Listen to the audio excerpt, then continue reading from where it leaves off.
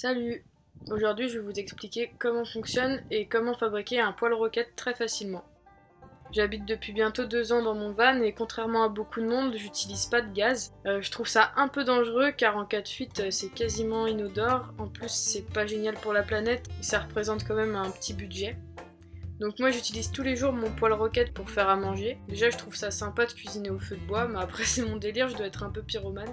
Et puis c'est plus sécurisant que faire un feu sur la plage ou en pleine nature. Ça limite beaucoup les risques d'incendie, c'est plus discret, et en plus ça multiplie la chaleur de la flamme, ça économise du bois, et du coup c'est beaucoup mieux qu'un feu de camp. Quand vous utilisez un roquette, vous allez toujours avoir besoin d'un combustible. Donc ça peut paraître un peu chiant, mais en fait pas tant que ça, parce que vous n'avez pas à aller acheter du gaz par exemple. Et contrairement à un feu de camp, vu que la chaleur est multipliée dans le roquette, vous allez pouvoir utiliser beaucoup moins de bois, donc c'est beaucoup plus rentable. Par exemple, si vous êtes dans la campagne, il suffit de prendre quelques brindilles et vous pouvez faire bouillir de l'eau. Si vous êtes en ville, vous prenez quelques bouts de cagette ou même du carton. J'ai déjà réussi à faire bouillir de l'eau juste avec du carton, donc ça marche vraiment super bien. La chaleur, elle est vraiment démultipliée, c'est un truc de fou en fait. Tant qu'on n'a pas essayé, on peut pas trop se rendre compte, mais ça marche vraiment super bien. Alors comment ça fonctionne? Déjà, il faut savoir que l'air frais, évidemment, il est plus lourd que l'air chaud. Donc l'entrée d'air va se faire en bas du poêle. En bas du poêle, il y aura aussi le foyer. L'air va rentrer par le bas du poêle, va se réchauffer dans le foyer et donc va monter. L'autre chose à bien comprendre, c'est que le foyer, il est situé dans la conserve interne. Donc ici, je l'ai dessiné en rouge. Et cette conserve-là, elle est entourée par une autre conserve, la conserve bleue. Et entre les deux, il va y avoir un isolant. Et cet isolant-là va éviter tous les ponts thermiques. Toute la chaleur va rester concentrée dans la conserve rouge. Et vu que l'air va chauffer, il va monter et ça va faire chauffer la casserole au-dessus. Sur ce modèle-là de poêle, j'ai fait la conserve bleue qui arrive tout autour de la paroi de la casserole. Ce qui fait que la casserole s'emboîte dedans et l'air chaud ressort par les côtés. Donc l'air chaud va aussi chauffer la casserole par les côtés et pas seulement par le dessous. Pour les outils, vous allez avoir besoin d'une paire de gants, d'un ouvre-boîte, d'une pince coupante, d'un marqueur, de gros ciseaux pour découper plus précisément qu'avec la pince coupante, un marteau et un gros clou pour percer les conserves afin de passer la pince coupante pour les découper, c'est beaucoup plus simple. Et gardez si possible le couvercle de la grosse conserve. Pour les matériaux, il va vous falloir une énorme conserve de diamètre légèrement supérieur à celui de la casserole, donc c'est celle que j'ai dessinée en bleu. Une conserve classique du style 800 grammes que j'ai dessinée en orange sur mes schémas. Et une conserve de même diamètre que celle dessinée en orange, mais en plus longue, en plus haute quoi. C'est celle que j'ai dessinée en rouge. Une grille de largeur inférieure ou égale à la boîte de conserve classique. Ça va servir à évacuer les cendres. Ensuite, il vous faut de l'isolant. Là, vous avez le choix. Moi, j'ai choisi de mettre de l'argile dans le fond parce que c'est plus lourd et du coup, c'est plus stable. Ensuite, entre les deux conserves, entre la conserve rouge et la conserve bleue, vous pouvez aussi mettre de l'argile, mais là, ça va vraiment être très lourd. Moi, j'ai choisi de mettre de la laine de roche. Mes parents, ils sont en train de retaper une maison, donc j'ai plein de chutes de laine de roche. C'est assez facile à trouver parce que vous en avez vraiment pas besoin d'une grosse quantité.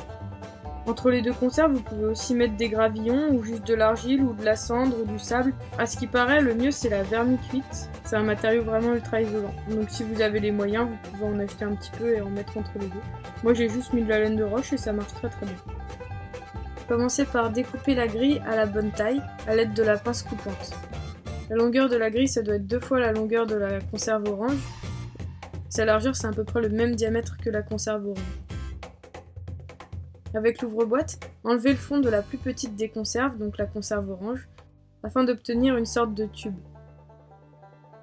Sur la conserve moyenne et longue, donc c'est-à-dire la conserve rouge, tracez un cercle du diamètre de la petite conserve avec un marqueur, puis découpez petit à petit. Les deux conserves doivent s'emboîter parfaitement. Donc mon astuce pour découper plus facilement les conserves et pour pouvoir placer la tenaille plus facilement, c'est de percer la conserve avec un clou et un marteau. Mon autre astuce, c'est de découper en étoile avant de découper en cercle. En plus, le résultat est plus précis. N'oubliez pas de mettre des gants parce que c'est vraiment ultra coupant. Vous commencez à percer au centre du cercle, ensuite vous découpez vraiment en forme d'étoile avec la pince coupante, et après vous avez juste à découper les sortes de petits triangles tout autour du cercle. Ensuite, sur la conserve bleue, donc l'énorme conserve, vous allez faire comme sur la conserve rouge. Vous allez tracer puis découper un cercle du diamètre de la petite conserve, la conserve orange. La seule différence, c'est qu'il va falloir laisser un petit centimètre en bas pour faire un socle et que ce soit plus stable. Après avoir tout découpé, vous allez donc obtenir ceci. En gros, ça devra s'emboîter comme ça. Alors l'étape 2, c'est le socle. Vous allez récupérer des gravillons ou des petits cailloux et les mélanger avec de l'argile. Donc il faut un peu pétrir l'ensemble. On peut fabriquer soi-même son argile, vous pouvez aller voir des vidéos sur YouTube. Moi j'ai mélangé l'argile avec les gravillons pour que ça sèche plus vite et pour économiser de l'argile. Ensuite vous placez ce mélange au fond de la plus grosse des boîtes, sur environ 1 cm d'épaisseur. Vous pouvez faire dépasser un peu l'argile sur les côtés. Les deux trous, de la conserve rouge et de la conserve bleue, doivent être parfaitement alignés. Ensuite vous avez juste à attendre que ça sèche un peu au soleil. Moi j'avais la flemme d'attendre, du coup j'ai fait un feu directement dans la conserve. Comme ça, l'humidité s'est évaporée et j'avais pas besoin d'attendre que ça sèche. Sur la conserve moyenne et longue, donc la conserve rouge, à la pince coupante, vous découpez soit des créneaux, soit des gros trous. Vous emboîtez la conserve tube dans la conserve créneau. Vous tracez un arc de cercle sur la conserve tube là où ça dépasse. Et vous découpez des languettes. Sur le couvercle de la conserve bleue, vous découpez un cercle du diamètre de la conserve rouge. Ensuite, vous prenez un morceau de carton ondulé et vous faites exactement le même cercle avec exactement le même trou au centre. Assemblez les trois conserves de cette manière. La conserve rouge dans la conserve bleue et la conserve orange à l'horizontale entre les deux. La conserve orange doit dépasser à l'extérieur. Comblez les petits trous avec de l'argile entre la conserve bleue et la conserve orange et entre la conserve rouge et la conserve orange. Ensuite, vous pouvez refaire un petit feu pour recuire l'argile que vous venez de mettre. Étape 5, l'isolation et la finition. Sur la grosse conserve bleue, faites 2 trous avec le marteau et le clou face à face. Placez la anse avec la tige de métal et les bouchons de bouteille. La anse doit être assez grande pour laisser passer la casserole. Mettez la laine de roche, puis le cercle de carton, puis le couvercle de la grosse boîte. Les créneaux de la longue conserve rouge doivent dépasser, vous pouvez forcer avec le marteau pour que ça tienne bien. Mettez une petite couche d'argile entre le couvercle de la conserve bleue et la conserve rouge pour rendre le tout bien hermétique.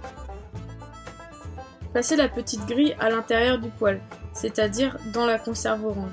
Ça va permettre au centre de s'évacuer et au foyer de rester bien oxygéné. Comme ça, le feu ne va pas s'étouffer. Pour l'allumer, il faut un appel d'air assez important, du coup posez pas votre casserole tout de suite. Attendez que le feu prenne bien et ensuite vous pouvez poser votre casserole. Je vais bientôt faire une vidéo sur mon poêle roquette à tête de dragon. Alors si ça vous intéresse, n'hésitez pas à vous abonner. À bientôt!